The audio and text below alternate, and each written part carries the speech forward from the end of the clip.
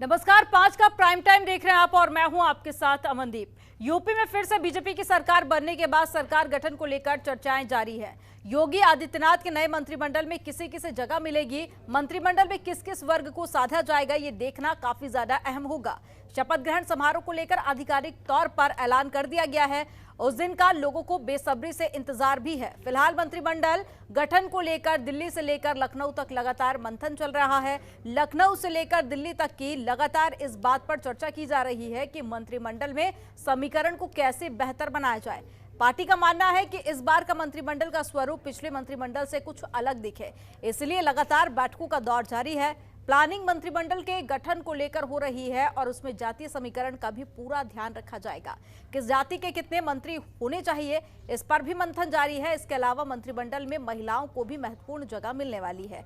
इसमें कोई दोहराई नहीं है कि योगी आदित्यनाथ फिर से सीएम पद की शपथ लेंगे, लेकिन क्या इस बार 2 डिप्टी सीएम होंगे, इस बात पर संशय बरकरार है। इसके साथ साथ चुनाव हारने वाले केशव प्रसाद मौर्य को फिर से बागडोर दी जा रही है या फिर कोई और इस रेस में आगे आता है। योगी सरकार के नए कैबिनेट को लेकर आज चर्चा करेंगे, लेकिन उससे पहले आप देखिए ये रिपोर्ट। उत्तर प्रदेश में पूर्ण बहुमत से जीत हासिल करने के बाद यूपी की नई सरकार की शपथ होली के बाद 20, 21 या 22 मार्च को हो सकती है।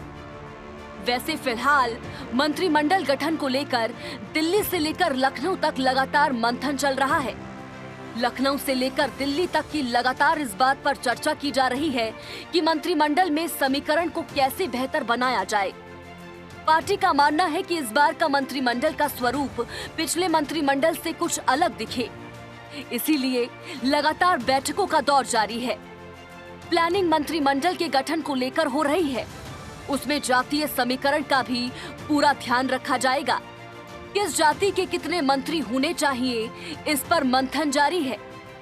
इसके अलावा मंत्रिमंडल में महिलाओं को भी महत्वपूर्ण जगह मिलने वाली है। इसमें कोई दोहराई नहीं कि योगी आदित्यनाथ फिर से सीएम पद की शपथ लेंगे, लेकिन क्या इस बार 2 डिप्टी सीएम होंगे, इस बात पर संशय है। इसके साथ साथ चुनाव हारने वाले केशव प्रसाद मौर्य को फिर से बागडोर दी जाती है या फिर कोई और रेस में आता है। सूत्रों का कहना है कि इस बार सरकार में डिप्टी सीएम की संख्या बढ़ सकती है। इनमें एक दलित चेहरा भी शामिल किया जा सकता है। कन्नौज से चुनाव जीते रिटायर्ड आईपीएस असीम अरुण को बड़ी जिम्मेदारी मिल सकती है। इसके अलावा आगरा ग्रामीण से विधायक बनी उत्तराखंड की पूर्व राज्यपाल बेबी रानी मौर्य को बड़ी जिम्मेदारी दी जा सकती है। उत्तर प्रदेश में सबसे ज्यादा आबादी ओबीसी की है। ऐसे में प्रदेश अध्यक्ष स्वतंत्र देव सिंह का नाम भी आगे चल रहा है। केशव प्रसाद मौर्य की हार के बाद उनकी मंत्रिमंडल में वापसी पर सवालिया निशान है। इसके अलावा 11 मंत्री जिन्होंने चुनाव हारा, उनका पत्ता कटना तय है। माना जा रहा है कि जाट समाज के किसी नेता को मंत्रिमंडल में अहम जिम्मेदारी सौंपी जा सकती है। यूपी चुनाव अभियान को जिस तरह सपा और बसपा ने ब्राह्मण बनाम ठाकुर बनाने की कोशिश की, ये जग जाहिर है। ऐसे में इस बार ब्राह्मण को भी साधने की तैयारी है। इसके लिए रिटायर्ड आईएएस और एमएलसी एके शर्मा मंत्री बनाए जा सकते हैं। ब्रजेश पाठक के कद को भी बढ़ाने की तैयारी है। साथ ही डिप्टी सीएम दिनेश शर्मा अपने पद को फिर से संभालते दिखे तो कोई अचरज नहीं होना चाहिए। बीजेपी और प्रधानमंत्री नरेंद्र मोदी लगातार महिला सशक्तिकरण के वादे और दावे करती है और प्रधानमंत्री नरेंद्र मोदी तो महिलाओं को साइलेंट वोटर कहकर संबोधित करते हैं। पार्टी का मानना है कि इस विधानसभा चुनाव में महिलाओं ने जातियों से ऊपर उठकर बीजेपी के पक्ष में वोट किया है, इसीलिए उनका उचित प्रतिनिधित्व होना ही चाहिए। यानी कि कुल मिलाकर उत्तर प्रदेश की नई सरकार में महिलाओं, ओबीसी, अनुसूचित जाति, जातीय समीकरण, क्षेत्रीय समीकरण और पढ़े लिखों का एक पूरा समूह होगा। तो आज इसी मुद्दे पर चर्चा करेंगे, लेकिन उससे पहले एक जरूरी जानकारी कि 21 मार्च को मुख्यमंत्री योगी आदित्यनाथ एक बार फिर से सीएम पद की शपथ लेंगे। उसके बाद में कैबिनेट का भी गठन किया जाएगा। हालांकि तारीख का ऐलान सुबह तक नहीं किया गया था, लेकिन अब इसका ऐलान कर दिया गया है। तो तो कुछ खास मेहमान हमारे साथ में जुड़े हुए हैं। पुष्पेंद्र यादव जुड़े हुए हैं, समाजवादी पार्टी से नेता। बहुत स्वागत सर आपका। प्रमोद गोस्वामी जुड़े हैं, वरिष्ठ पत्रकार है। प्रमोद जी आपका भी बहुत स्वागत है। डॉक्टर सुनील कौशिक जुड़ गए हैं, वरिष्ठ पत्रकार है। कौशिक जी आपका भी बहुत स्वागत है। और अश्विनी शाही जी हमारे साथ में जुड़ गए हैं, बीजेपी से नेता है, आपका भी बहुत स्वागत है। शुरुआत अश्विनी जी आप ही के साथ में करूंगी कि एक लंबा मंथन चला, उसके बाद में अब तारीख का ऐलान हो चुका है कि 21 मार्च को योगी आदित्यनाथ एक बार फिर से मुख्यमंत्री पद की शपथ लेंगे। हालांकि कैबिनेट को लेकर किसी तरह की स्थिति अभी बनती हुई दिखाई नहीं दे रही है। क्या मंथन और चलेगा?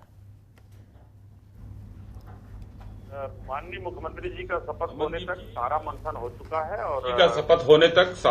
हो चुका है और सब लगभग जो है माननीय मुख्यमंत्री जी का विशेषाधिकार है।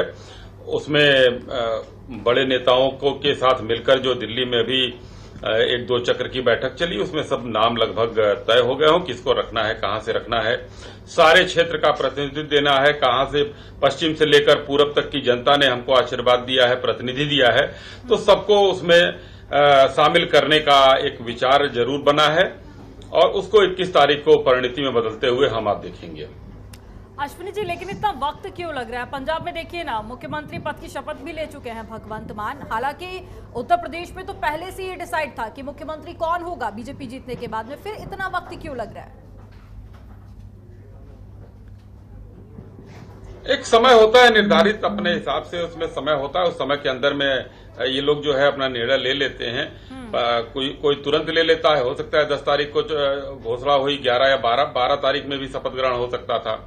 लेकिन धीरे धीरे सारी चीजों को सामंजस्य को स्थापित करते हुए, सबके साथ सबकी सहमति बनाते हुए आगे बढ़ना होता है। उसमें कहाँ किसको कैसे रखना है, ये एक मुख्यमंत्री जी का दायित्व होता है कि कैबिनेट कैसी हो, वो कैसे पूरे 5 साल उनको चलाना है, तो बार बार उसमें फेरबदल करना भी उचित नहीं रहता। इस वजह से एक बेहतर जो है लोगों को स्थापित करना उनका काम होता है, इसलिए बहुत सोच समझकर काम होता है। जब पंजाब वाली जहां तक बात कही आपने, मुख्यमंत्री ने अपने पद की शपथ ली, बाकी मंत्रिमंडल की घोषणा नहीं हुई, तो मुख्यमंत्री तो आपके सामने चेहरा है, वो आज शपथ ले कल शपथ ले, उसमें कोई ऐसी बात नहीं है। लेकिन हमारे यहाँ मंत्रिमंडल भी साथ में शपथ लेगा, इसलिए इतनी देरी की संभावना दिख रही है। ठीक है, मंत्रिमंडल को लेकर भी मैं आगे आपसे सवाल लूंगी, लेकिन उससे पहले कौशिक जी का रुख कर लेते। कौशिक जी आप मुस्कुरा रहे थे, क्या बातों से आप इत्तेफाक रखते हैं या फिर जो पीछे की वजह है वो आप बेहतर जानते हैं? नहीं, अश्विनी जी को जो कहना चाहिए था एज ए प्रवक्ता के रूप में, वो उन्होंने अपना पक्ष बड़ा मजबूती से रखा है। कुछ बातें बतौर प्रवक्ता वो नहीं कह सकते हैं, वो हम और गोस्वामी जी कह सकते हैं, क्योंकि हम लोगों को अधिकार है कि अंदर क्या चल रहा है, बाहर क्या चल रहा है। निश्चित तौर से मंत्रिमंडल में देरी का कारण उत्तर प्रदेश में कहीं न कहीं ऐसे नामों को लेकर के पेच फंसा हुआ है जहां कुछ नामों को लेकर के योगी जी तैयार नहीं हैं। कुछ लोग ऐसे हैं जहां अमित शाह जी चाहते हैं कि वो मंत्रिमंडल में रहें, आएँ, अच्छे मंत्रिमंडल उनको मिलें। हो सकता है उप मुख्यमंत्री के रूप में भी कुछ नाम की चर्चा है। जिस तरीके से कह सकते हैं कि पिछली बात कुछ चेहरे बनते बनते रह गए थे। जो दूसरा मंत्रिमंडल विस्तार था उसमें कुछ नाम ऐसे थे जो लास्ट टाइम में योगी जी तैयार नहीं थे। वही नामों की मुझे लगता है कि फिर पेच फंस गया है। नहीं, वो तो बिल्कुल क्लियर हो गया, लेकिन जो चीज़ें हैं, जिन नामों को लेकर के चर्चा है, दूसरी चीज़ क्या है कि 2024 का इलेक्शन है लोकसभा का, जातिगत स्थिति कैसी, किस क्षेत्र में कहाँ रहेगी। तमाम ऐसे चेहरे हैं, आपने देखा होगा कि राज्यपाल के पद से इस्तीफा देकर के यदि उनको विधायक का चुनाव लड़ाया, तो मुझे लगता है कि भारत के इतिहास में ये पहली बार है कि किसी गवर्नर ने किसी विधायक का चुनाव लड़ा हो। लेकिन वो ऐसी परिस्थितियां थीं कि जब बहुमत नहीं मिल पाता है और कुछ पार्टियां कुछ ऐसे जातिगत चेहरों के नाम पर समर्थन दे सकती हैं, तो ऐसे भी ऑप्शन बड़ी पार्टियां रखती हैं कि कहीं कहीं ऐसा आ जाता है। दूसरी बात आप देखेंगे कि जब जिस तरीके से इलेक्शन की जो चीज़ें थी खुल के सामने नहीं आ पाई थी, कितनी सीटें कहाँ मिलेंगी, तो दिल्ली के दरबार में बार बार मीटिंगें होने लगी थी कि मायावती जी समर्थन देगी कि नहीं देगी, राष्ट्रीय लोकदल समर्थन देगा कि नहीं देगा, देगा तो किसके नाम पर देगा। लेकिन ईश्वर ने चाहा कि उनको पूर्ण बहुमत की सरकार मिली, बड़ा समर्थन मिला। अब ये स्थिति है कि कुछ मंत्रिमंडल में रहेंगे कि नहीं रहेंगे। 2024 का लोकसभा का चुनाव है, जातिगत के हिसाब से उनको हर क्षेत्र को देखना पड़ेगा, कौन से बड़े चेहरे हैं। और मुझे लगता है कि जो कल जिस तरीके की चर्चा बीजेपी में हो रही थी कि जो विधायक चुन के आए हैं उनका भी आकलन हो रहा है, जाति के आधार पर उनको कितना वोट मिला है कि नहीं मिला है। एक उम्र का भी देखा जा रहा है कि यूथ रखे जाएंगे नहीं रखे जाएंगे, महिलाओं का कितना प्रतिनिधित्व होगा। सुनील जी, एक बात गौर करने वाली है कि तमाम राजनीतिक पार्टियां इससे पहले विकास को लेकर बड़ी बड़ी बातें कर रही थी। जब टिकट देने की बारी आई उस वक्त भी जातिगत समीकरण को साधा गया। अब मंत्रिमंडल का जब गठन होना है उस वक्त भी जातिगत समीकरण को ध्यान में रखते हुए उसका गठन किया जाएगा। तो यानी बार बार ये स्पष्ट हो जाता है कि राजनेता जितने भले ही वादे कर ले लेकिन जो जमीनी हकीकत है वो कुछ और ही है। नहीं देखो, उससे कहने से आप अंक नहीं ले आएंगे, सारा कुछ अंक का गणित है। यदि आपके पास वो सीटें नहीं है, जब आप सरकार नहीं बना पाएंगे तो मुझे लगता है कि सरकार जो पार्टी होती है जो चुनाव में जाती है वो भी सोचने को मजबूर होती है। और ये स्थिति बनती है कि कौन सा जीता हुआ प्रत्याशी। आप देख रहे होंगे 50% के आसपास प्रत्याशी अपराधी पहुंचे हैं उत्तर प्रदेश की विधानसभा में। तो आप कह सकते हैं कोई भी पार्टी पीछे नहीं है। केवल और केवल जो पार्टियां देखती हैं वो सिर्फ और सिर्फ ये देखती हैं कि वो प्रत्याशी जिताऊ है कि नहीं। यदि वो जीतने वाला प्रत्याशी है, चाहे वो जेल में है, चाहे उसके ऊपर कितने भी मुकदमे हैं, जाति विशेष से संबंध रखता है कि नहीं रखता, ये सारी चीज़ें मुझे लगता है एक तरफ हो जाती है। वो केवल जीतते हुए प्रत्याशी को ही टिकट देती हैं। तो इसमें कोई दो राय नहीं है कि अंक छूना है, बहुमत का अंक छूना है। तो ये सारी चीज़ें मुझे लगता है कि पार्टियों को सोचनी पड़ेंगी, पार्टी इसके लिए मजबूर होती हैं। लेकिन मुझे लगता है कि जनता को भी जागरूक होना पड़ेगा। जिस तरीके से बार बार कहा जाता है कि अपराधियों को आप टिकट क्यों दी जाती है, अपराधियों को टिकट पार्टियां देती हैं तो जनता उनको नकारे, लेकिन बार बार जनता उन्हीं प्रत्याशियों को भेजती है। तो उसमें मैं कह सकता हूं पार्टी की मजबूरी नहीं है, कहीं ना कहीं जनता की भी ऐसी मजबूरी दिखती है। दूसरी बात, जब आप अपराधियों को टिकट देने की बात मना करेंगे तो मुझे लगता है कि जो शरीफ लोग हैं, जो ठीक ठाक लोग हैं, या तो उन पर भी फिर मुकदमे लगा दिए जाएंगे। तो केवल राजनीतिक दल के पास इस बात का रास्ता नहीं है, जनता के पास इस बात का रास्ता है कि जनता ऐसे अपराधियों को न चुने। दूसरी बात, मुझे लगता है कि 2 महीने में जितनी राजनीति आदरणीय योगी जी नहीं सीखे होंगे इतनी राजनीति इन 2 महीने में सीख गए हैं। उन्होंने पार्टी के भीतर भी घमासान देखा, विपक्ष की राजनीतिक दलों से भी वो लड़े, और जो स्थिति उभर के आई है कह सकते हैं कि विजेता के रूप में निकल के आए हैं।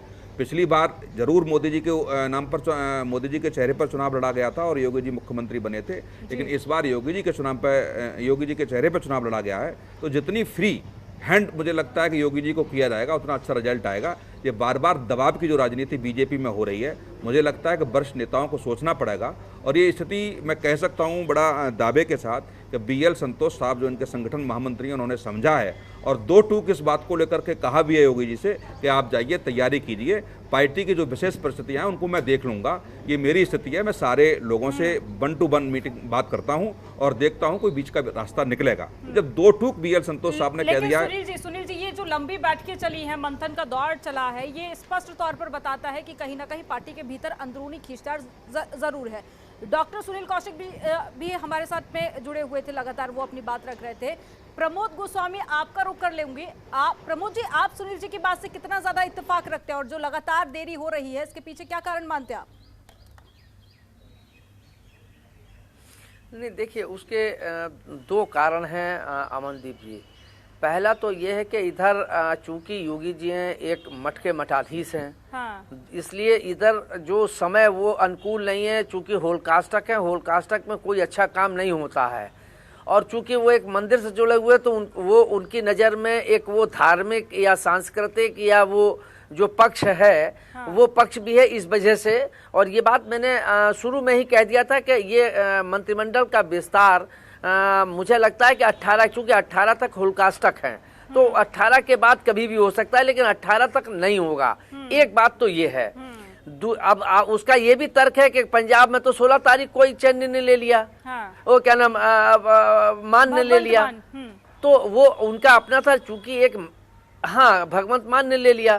तो अब वो अपनी अपनी सोच की बात है, चूंकि एक धार्मिक आधार पर जुड़े हुए धार्मिक विचारों के व्यक्ति हैं, तो इसलिए उसका एक प्रभाव परिलक्षित होना स्वाभाविक है। तस्वीरें भी तो ये मेरे हिसाब से, और ये बात मैंने भी दिखा रहे हैं, आपने जो धार्मिक बात का जिक्र किया है वो तस्वीरें भी हम अपने दर्शकों को दिखा रहे हैं। ये सीधी तस्वीरें हैं, जनता में खासा उत्साह, और मंच पर योगी आदित्यनाथ इस वक्त मौजूद हैं और साथ ही कई साधु संत उनके साथ में मंच साझा कर रहे हैं। प्रमोद जी, बात पूरी कीजिए अपनी। जी हाँ, और दूसरा कारण ये भी है कि ये चुनाव उन्होंने जीत लिया है निश्चित रूप से भारतीय जनता पार्टी ने, लेकिन अब उनके सामने 24 की बड़ी चुनौती भी है और उसको निपटने के लिए इस मंत्रिमंडल के विस्तार में जो ये विमर्श हो रहा है, जो ये चीज़ें चल रही हैं, दिल्ली में 2-2 राउंड हो गए, यहाँ भी मुख्यमंत्री आवास पर भी बैठकें हुई, सारी चीज़ें, और जो कौशिक जी ने कहा ये बात सही है कि योगी जी को कुछ लोगों के ऊपर उनको आपत्ति है या वो नहीं चाहते हैं कि वो मंत्रिमंडल में आए, तो इस वजह से ये दौर लंबा चल गया। और योगी जी के बारे में एक बात तो सर्वविदित है कि वो अपने जिद के पक्के हैं और अपनी बात जिसको वो ठान लेते हैं उसके लिए फिर वो किसी भी जाने के लिए तैयार रहते हैं। तो भाजपा शीर्ष नेतृत्व के सामने वो भी ये भी जानते हैं कि इन्होंने अगर जिद कर ली है तो फिर अब उसका एक बीच का कोई रास्ता, जैसा कि अभी कौशिक जी ने बताया भी कि बीच के रास्ते के निकालने के लिए बातचीत हो रही है और उसको आश्वस्त कर दिया गया है कि आपकी भावनाओं की अनदेखी नहीं की जाएगी, इस वजह से हो रहा है। तो जो मंत्रिमंडल की बात जिस पर हम चर्चा कर रहे हैं उसमें देखिए 2-3 चीज़ें बहुत आवश्यक हैं।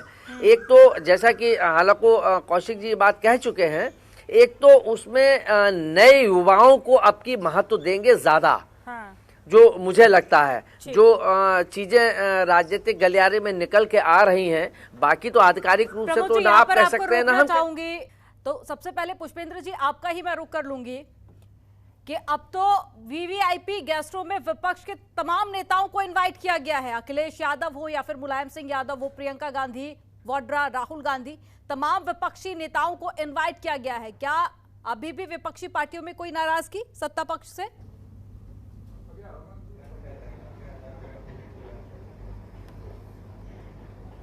पुष्पेंद्र जी मेरी आवाज आप तक पहुंच पा रही है?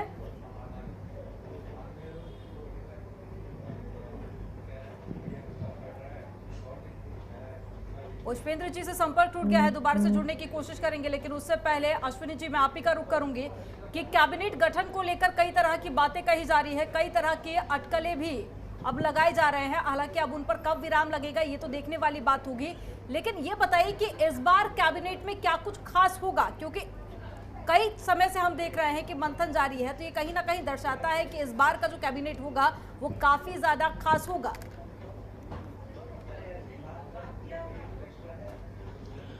देखिए, हर बार का कैबिनेट खास होता है और इस बार चाहे भारतीय जनता पार्टी का कहीं भी कैबिनेट देखिए, युवाओं को तरजीह दी जाती है और इस बार भी ज्यादातर युवा और चेहरे होंगे। चूंकि 10-11 मंत्री हमारे हार चुके हैं तो उनके जगह पे नए मंत्री आएंगे और काफी युवा भी इस बार चुनाव जीत कर आए हैं। महिलाओं की भागीदारी भी हमेशा सुनिश्चित करती है भारतीय जनता पार्टी, इस बार भी सुनिश्चित करेगी। और जितने हमारे लोग आए हैं बार बार, अभी जैसे एक जाति का चल रहा था, कभी आपने सवाल पूछा कि जातियों का कोई पार्टी नहीं छोड़ पाती है। देखिए अमनदीप जी, मेरा कहना है ये समाज जो है उन्हीं जातियों से मिलकर बना हुआ है, उन्हीं धर्म के लोगों से, उन्हीं पंथ के लोगों से बना हुआ है और इसमें अकेली भारतीय जनता पार्टी है जिसने इसको तोड़ने का काम किया है, जो कि न जाति धर्म पंथ पर न जाकर एक वर्ग पर जाकर काम कर रही है। और हम उसको हर जगह खड़ा करके हम ये नहीं कहते हैं, लोग कहते थे ब्राह्मण नाराज हैं, 89% ब्राह्मणों ने हमको वोट दिया है, तो ये कयास सारे धूल-दूसरित हो रहे हैं। राजपूतों की सरकार है तो राजपूतों ने कितना 87% राजपूतों ने वोट दिया, ब्राह्मण तो उनसे ज्यादा वोट दिए हैं। तो ये सारे कयास धूल-दूसरित हो जाते हैं, सारे कयास खत्म हो जाते हैं।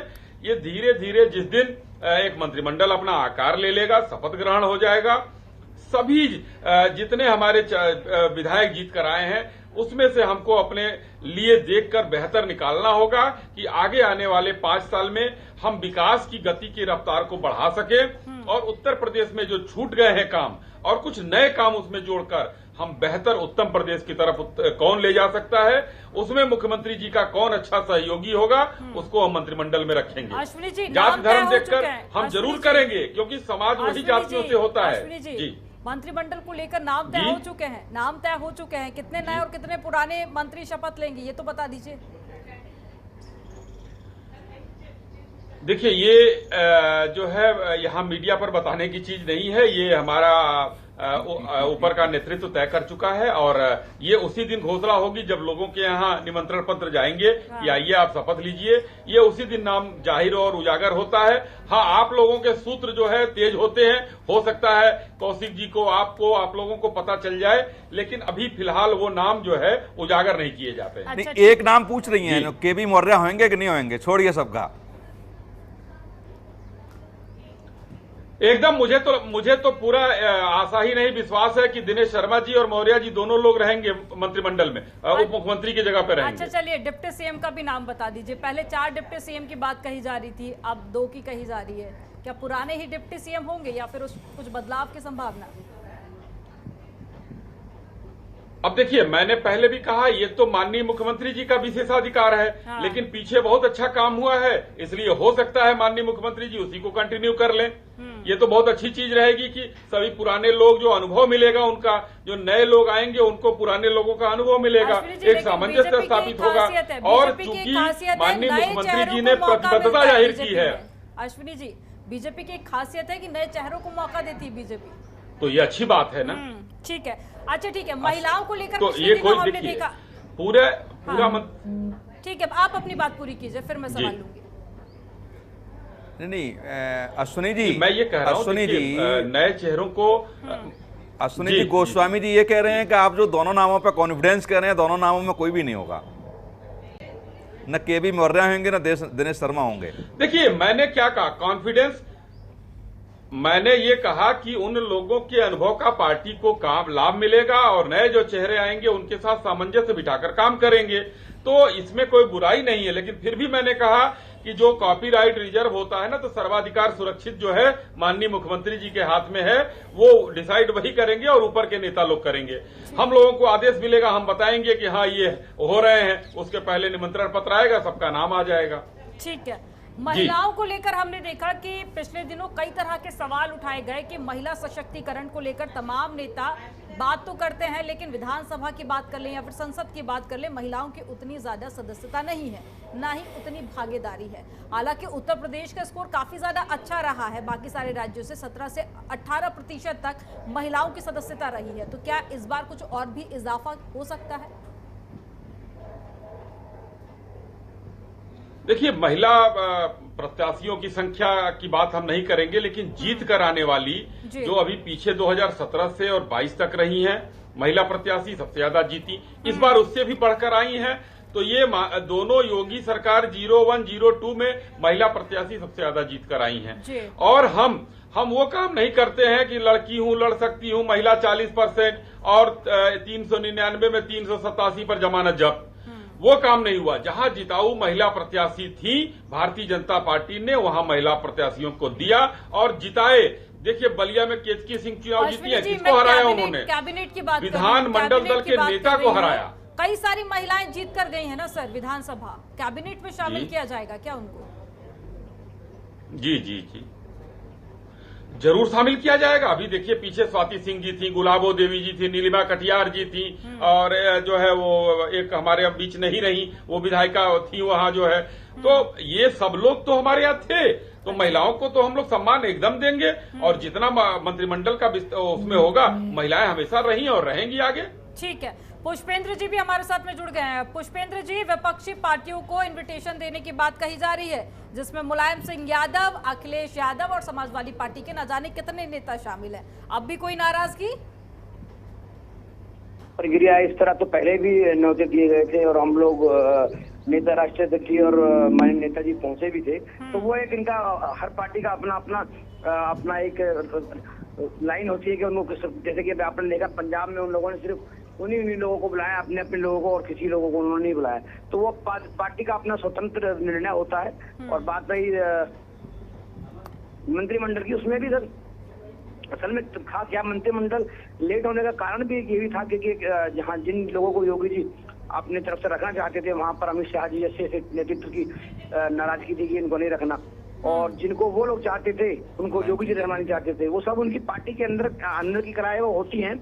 लेकिन कुल मिला के बात हम आशा करते हैं कि जो मैंडेट दिया है जनता ने, उस मैंडेट के हिसाब से ये लोग अपना काम करें। आप इनके सामने चुनौती एक और भी है, क्योंकि 2022 के बाद 24 में चुनाव है, उसके लिए, क्योंकि आप जैसा कि आप जानते हैं कि बीजेपी अपना कोई भी काम बिना राजनीति के नहीं करती है। हर काम में उनका कहीं ना कहीं राजनीति का फंडा होता है। तो वो अब जो है 2022 को बाद 24 को देखकर भी ये जातीय समीकरण के हिसाब से वो सब लोग मंत्रिमंडल में जगह देंगे, ताकि कोई भी वर्ग उनसे नाराज ना हो, और चाहे वो उस वर्ग के पक्ष में हो चाहे वो ना हो, लेकिन जी से एक सवाल रहेगा में ये दिखाया जाए।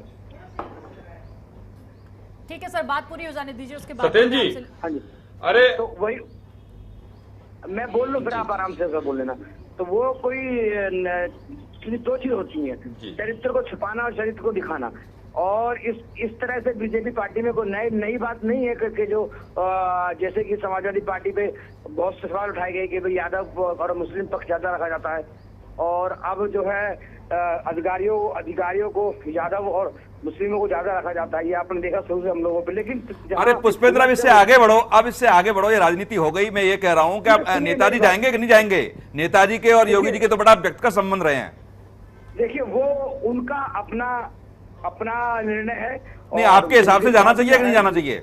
ऐसा जरूर जाना चाहिए। समाजवादी पार्टी के हर नेता का ये उसूल रहा है कि वो हम राजनीति से उठकर अच्छे व्यक्तित्व और समाज के लिए ऐसा एक उदाहरण पेश करने के रूप में हम हमेशा रहे हैं कि जो भी राजनीति हो या राजनीति ना हो, घर हो या बाहर हो, आदमी को सबके साथ मिलके जुलके रहना चाहिए। इसमें को और इसके लिए हम फिर भी आपसे कहेंगे, और अगर स्वास्थ्य ठीक रहा तो मुलायम सिंह नेताजी जरूर जाएंगे। इसमें कोई दो राय नहीं कि हमारी पार्टी ने कभी भी भेदभाव की राजनीति नहीं करी, और ना ही राजनीति बदलने के साथ। अखिलेश जी का तो स्वास्थ्य ठीक है ना, मतलब उनका पक्का मान लिया जाए कि अखिलेश यादव तो पहुंचेंगे? देखिए, मैंने क्या कहा, उन्होंने कहा आपके हिसाब से, मैंने कहा मेरे हिसाब से जाना चाहिए, और मेरे को उम्मीद है कि वो जाएंगे भी, क्योंकि हमारे राष्ट्रीय नेता जो हैं वो हर तरह से इस बात में पहले रखते हैं कि राजनीति से ऊपर आपसी टिक रहे, और समाज में एक मैसेज भी जाए कि राजनीति का साथ साथ आदमी को अपना ये मतभेद है, ये मनभेद नहीं है ना। चाहिए। ठीक है, अश्विनी जी कोई सवाल करना चाह रहे थे। अश्विनी जी, आप अपना सवाल पूछिए, उसके बाद में मैं प्रमोद जी का रुख करूंगी। सत्येंद्र जी से मैं दो चीजें कहना चाह रहा था कि ये इन्होंने कहा कि भारतीय जनता पार्टी सिर्फ राजनीति करती है, तो राजनीतिक दल राजनीति करने के लिए ही बने होते हैं सत्येंद्र भाई। दूसरी बात ये कह रहा था कि आपने कहा कि भारतीय जनता पार्टी जाति का काम करेगी। एमएलसी के चुनाव में अभी आपने 16 या 17 टिकट दिए हैं, उसमें 12 टिकट जो है यादवों को दिए हैं, तो कौन जाति का काम कर रहा है ये जरा देख लीजिए। बस यही दो चीजें जोड़नी थी। पहले बात सुन लीजिए, जहाँ सीटें दी गई हैं एमएलसी में, आप उनमें चेक करिए, उसमें अधिकतर वही लोग रिपीट हुए हैं जो लोग पहले वहां विधायक थे। 2-4 को बदल, जहाँ की बलिया से हमारे राष्ट्रीय अध्यक्ष हैं विधानसभा के अरविंद गिरी जी को भी दी गई है। आप जब उसमें देखेंगे तो और कास्टों को भी दी गई है। और बात रही, अभी आपने कहा कि राजनीति, मैं आपसे आज चैनल पर अपने तरफ से कह रहा हूँ, आप इस बात को नोट कर लेना, 2000 चुनाव के जैसे ही बाद दोबारा आपका जो मंत्रिमंडल का जो विस्तार आपके नाम पे जो का एक खेल आप करेंगे, उसमें आप देखिएगा जो जातियां आप समतल करके रखेंगे उनको तुरंत 24 में अपना बदल दे, तो बात की बात रही। आप भी यहीं रहेंगे, हम भी हैं। आज की डेट डाल के आप लिख लेना। ठीक है। प्रमोद जी, विधानसभा इलेक्शन से ठीक 1 साल पहले हमने देखा कि उन तमाम जातियों को साधने के लिए एक बार फिर से मंत्रिमंडल का विस्तार किया गया था। आपको याद होगा कि कई सारी जातियों के विधायकों को मौका दिया गया था ताकि उन जातियों को साधा जा सके। तो उससे सीख लेते हुए पहली बार ही जब मंत्रिमंडल का गठन हो रहा है, तमाम जातियों को साधने की कोशिश की जा रही है। लेकिन उत्तर प्रदेश की राजनीति है तो यहाँ पर मंत्रिमंडल का विस्तार इतना ज्यादा आसान नहीं है। तो क्या ये सरकार के लिए एक बड़ी चुनौती साबित हो सकता है? नहीं अमनदीप जी, बिल्कुल ये बात आपने बिल्कुल सही कही है कि भारतीय जनता पार्टी के सामने सबसे बड़ी इस समय चुनौती होगी कि जिस ढंग से उनको बहुमत मिला है और जातिगत समीकरण भारतीय जनता पार्टी ने इस बार तोड़े हैं। जो जातिगत समूह थे, जैसा कि 17 में भारतीय जनता पार्टी को लाभ मिला था, इस बार अखिलेश जी ने उस ढंग का समीकरण बैठाए जो विशेष रूप से, लेकिन वो सारे समीकरण, इवन मौर्य साहब खुद चुनाव हार गए, तो निश्चित रूप से भारतीय जनता पार्टी ने जातीय समीकरण की जो उत्तर प्रदेश की 30-35 साल की राजनीति थी उसको कहीं ना कहीं डेंट किया है और एक नई दिशा देने की कोशिश की है। अब आगे क्या होगा, हालांकि प्रदेश की जो राजनीति है वो जातिगत के इर्द गिर्द है, इस लिहाज से भी ये बहुत जरूरी हो जाएगा कि इसमें हर जाति के लोगों का प्रतिनिधित्व उसमें हो। संख्या सीमित है और सभी लोगों को, जहां वो युवाओं को लेने की बात कर रहे हैं, महिलाओं को लेने की बात कर रहे हैं, दलितों को लेने की बात कर रहे हैं, ओबीसी को लेने की बात कर रहे हैं और जाट को भी, अब की जाट को भी, वो जाट समुदाय को भी वो वहाँ जिस ढंग से एक अपेक्षा थी कि वहाँ बहुत बुरा हाल होगा बीजेपी का, वहाँ जाट समुदाय ने भी बीजेपी को वोट किया है। तो 24 को ध्यान में रखते हुए पश्चिम उत्तर प्रदेश की राजनीति को भी वो विपक्ष के पास वापस न चली जाए, उसको भी ध्यान में रखते हुए वहाँ का भी प्रतिनिधित्व वो ठीक ठाक रखेंगे। दूसरी एक तो इनके 12 विधायक, 12 मंत्री इनके हार गए।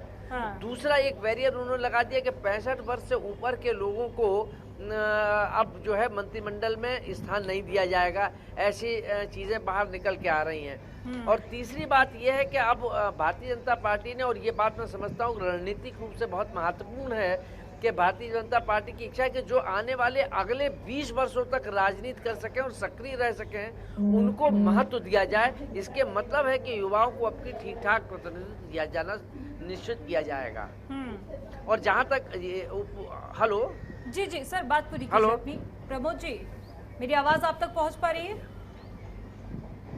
ठीक है, प्रमोद जी से संपर्क टूट गया। अश्विनी जी, विधायकों के हिसाब से मंत्री पद डिसाइड होते हैं, 14 से 15% होते हैं जो कि मंत्रियों की जगह होती है उत्तर प्रदेश में। हालांकि 403 सीटें हैं, तो ये बताइए क्या एक ही बार में सभी मंत्रियों को शपथ दिला दी जाएगी या कुछ स्थान खाली छोड़े जाएंगे कि बाद में किसी की नाराजगी सामने आती है तो फिर उसको मंत्री पद दे दिया जाए?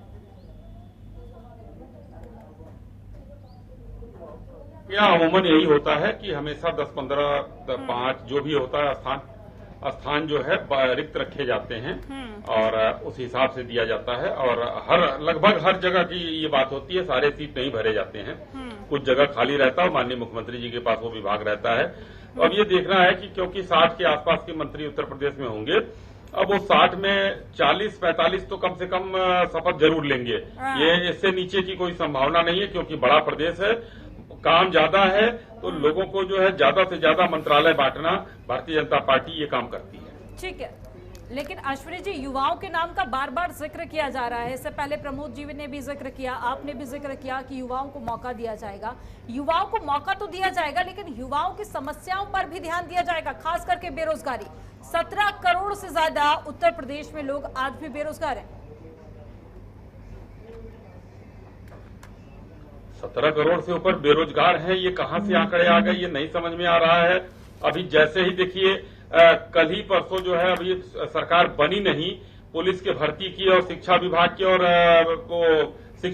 शिक्षकों के और पुलिस की भर्ती का वो निकल गया कि कहां कहां कितनी भर्तियां होंगी। भर्तियां ज्यादा हैं, इसलिए अभी जगह और बढ़ाए जाएंगे। तो काम तो चालू है, काम निरंतर चल रहा है, रुका नहीं है कहीं, एक निरंतर काम चल रहा है। और ऐसा नहीं है 24 करोड़ के प्रदेश में 17 करोड़ अगर बेरोजगार हो गए तो फिर कहां से प्रदेश चलेगा? अमनदीप जी कैसे कह रही हैं? हमारे यहाँ एमएसएमई है, ओडीओपी है, सरकारी नौकरियां हैं, प्राइवेट नौकरियां हैं, सब में 17 करोड़ कहां से हो जाएंगे?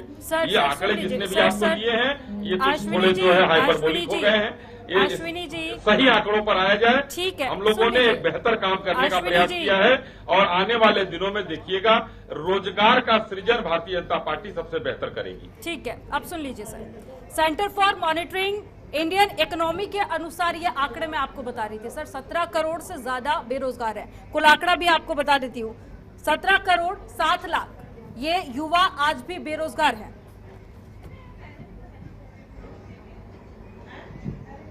तो इसका मतलब भारत पूरे उत्तर प्रदेश में अगर 24 करोड़ लोग हैं तो 17 करोड़ जो है बेरोजगार हैं और उसके बाद बचते हैं 7-8 करोड़, उसमें महिलाएं नहीं, भारत का ले रही है, भारत का यूपी का नहीं बता रही। तो इसका मतलब कि प्रदेश का कम से कम ये आंकड़ा तो यूपी का ही है ना, लेकिन सर अगर केंद्र का भी ये आंकड़ा होगा तो केंद्र में भी तो आप ही की सरकार है ना, जिम्मेदारी तो कहीं ना कहीं आप पर ही बन जाती है। ठीक है सर, बेरोजगारी को दूर करना एक बड़ी चुनौती है सर। अरे पहले केंद्र में बहुत जो है प्रदर्शन हुआ है। कई प्रदेशों में, हाँ कई प्रदेशों में सर, अभी देखिए कई प्रदेश, अरे हुआ है प्रदर्शन। एक प्रदर्शन अमनदीप जी अभी हुआ था, वहां से बेरोजगार लड़के राजस्थान से आकर यहाँ कांग्रेस कार्यालय पर धरना दे रहे थे। वहां भी बेरोजगारी बहुत है, उसको भी ध्यान में रखिए।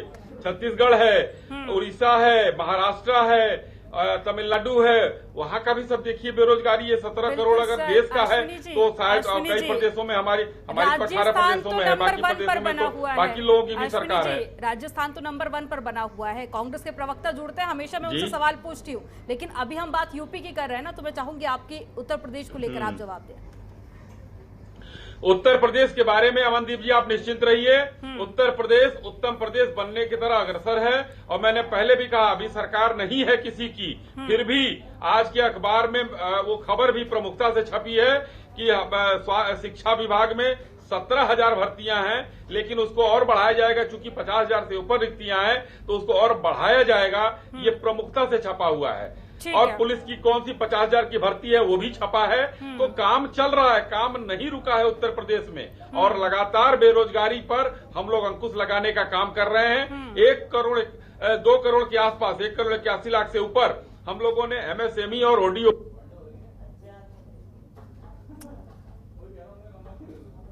तो सत्ता पक्ष तैयार है, तो हम लोग काम कर रहे हैं, निरंतर कर रहे हैं।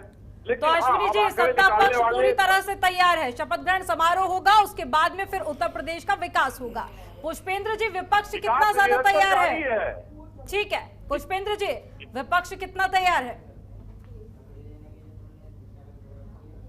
कि जनता का जनादेश है उसका स्वीकार है और उसका सम्मान भी है, लेकिन जो हमें अपनी तरफ से लगता है कि आपने देखा होगा पिछले 5 साल में शिक्षक भर्ती को तो सिवाय कैंसिल करने के तो कुछ किया नहीं गया, और शिक्षकों को पिटवाने के सिवाय तो कुछ कहा नहीं गया। तो हम उम्मीद करेंगे जनता के भले के लिए कि इस बार कम से कम शिक्षक भर्ती कर दें, और बार बार ये पेपर लीक जो हो रहे हैं उसको उस पर कम से कम अंकुश लगाएं, चाहे वो आपका फेलियर रहा, सरकार का फेलियर रहा, चाहे आपके प्रशासन का फेलियर रहा। क्योंकि उससे खिलवाड़ जो पिछले 5 साल जो खिलवाड़ हुआ, भर्ती कैंसिल करके, शिक्षक भर्ती कैंसिल करके, पुलिस भर्ती कैंसिल करके, पेपरों को लीक बार बार हो रहे थे। तो हम उम्मीद करेंगे अगले 5 साल में ये सब देखने को ना मिले, ताकि बेरोजगारी में कुछ अंकुश लगे। क्योंकि जनता हमारी है, राजनीति आती और जाती रहेगी, लेकिन कम से कम जो नुकसान जनता का हो 5 साल में होगा, कृपया करके वो ना हो। हम उम्मीद करेंगे, आशा करेंगे कि उस पर कम से कम ये खड़े उतरे। जितनी इन्होंने नौकरियां कही हैं, कम से कम उसमें 1/3 अगर दे दें तो भी कम से कम जनता का भला तो हो।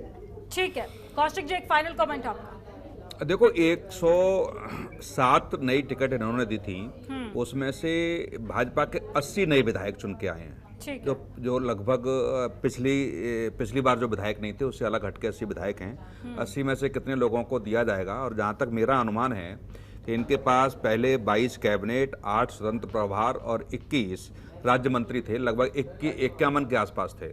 उसमें से 11 हार गए हैं 40 से, और 40 में से मेरा मानना है अभी 10 लोग और मंत्रिमंडल में नहीं आएंगे। 10 से 11 मेरे पास जो खबर है वो 25 के आसपास लिए जाएंगे। 10-12 और मंत्रियों की टिकट काटी जाएगी।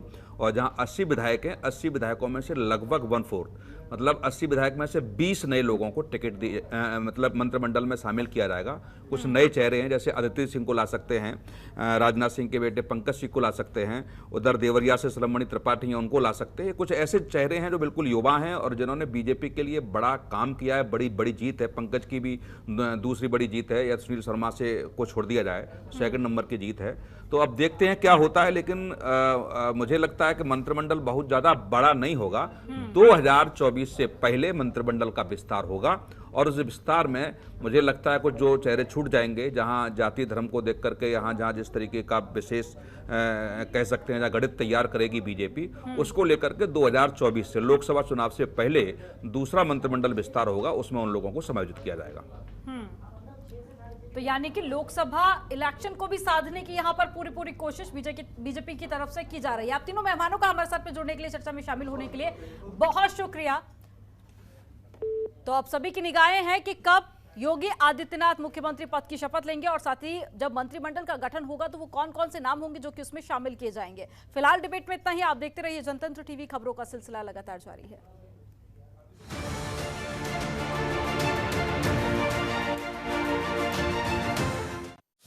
खबरों के निष्पक्ष विश्लेषण के लिए सब्सक्राइब करें Jantantra TV and press the bell icon. Never miss any update.